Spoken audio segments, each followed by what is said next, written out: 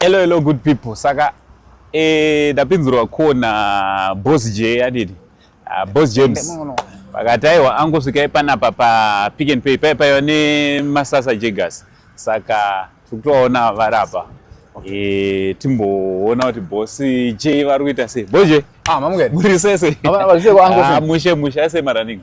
Kuzama. Andidi. Kwamuka sei kumba? Kumba kwamuka bo. Nemabasa ari sei. Ungodaro ameno emimi. Zimunogara muri up and down. Ndozvo anoda mabasa acho ka. Andidi. Kuzama kubatanidza. Andidi. Sorry zvoinda ngozotongozotrega titongouya takatongonanga takaungana. Aiwa it's okay. Yeah. Mabva bata mukati angosaint. Moyo wangu uri kurwadza. Ndine vanhu vandoda kuti ndimboshanyira. Kati aiwa handei tese. Vanhu vari kushanyira nhasi zvamira sei? Ndewekupa. Vari kushanyira nhasi ndekumabvukutafara. All right. So these guys pane 2 vasikana. All right. Ne1 mukomana. All right. Vakazvarwa vakaremara vese.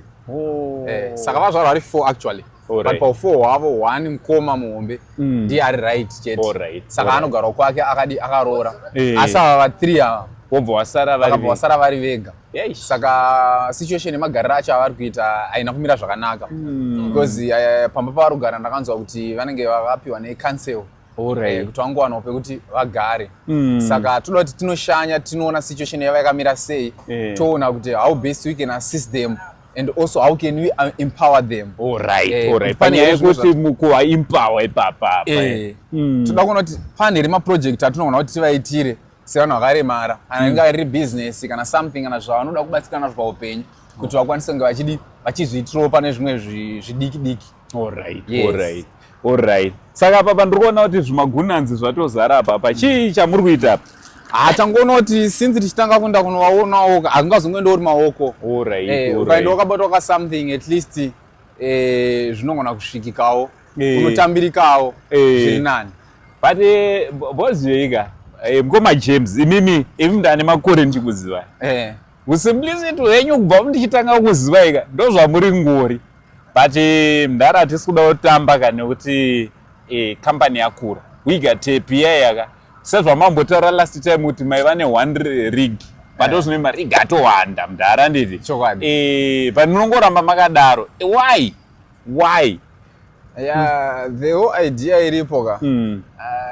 It's not about to prove to people that you have made it. All right. Or kushaindirana vamwe. Because I believe kuti Mwari anokupa for a purpose. Kuti tikwanise kushare. All right. So the whole goal yangu inini ndiye kuti ndi empower vari less privileged. All right. Ndo my whole idea. Inini handisina basa nelife yangu. All right. Saka I'm doing for others. Yes. Aiwa guys, ndofunga muri kungozvinzwira. So now takuda kuti timbosvika kumabvuku timbonoona kuti zvakamira sei. Stay tuned.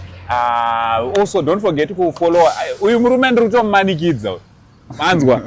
Zvese zvokuti ndai munofollow pakanzi James Rikonda. Anditi ndini ipfungwa dzangu. Iwo ane mukada nocheka page rawo haritomborina mafollowers akawanda. But ndakukukumbirai, let's go and support him kuti basa raro ngoita rirambe chienda mberi. So handei kumabvuku munozvionera. Saka papa mama kutodi manga makutoloda. Tata kutoloda tikwanise kufamba. All right. Perfect. Saka regai tikande muhombe. All right. It's fine. Masaito ona saumira. Ndodze basa zve.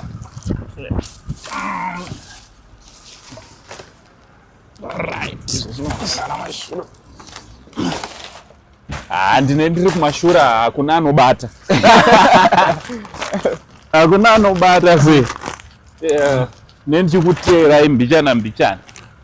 Musazongondisiye chete mapombi ka. Tinosvikirana. Mapombi V8 gedzi. Unotsvairwa ukazozvidemba kuti wakumana. Azozvidemba kuti what's happening? Thank you ngoma. Aiwa, toonana. Maita basi. All right. Saka regai tine chitera mumashure menyu se. All right. Saka handei takatedzana. Handei. Yeah. Thank you.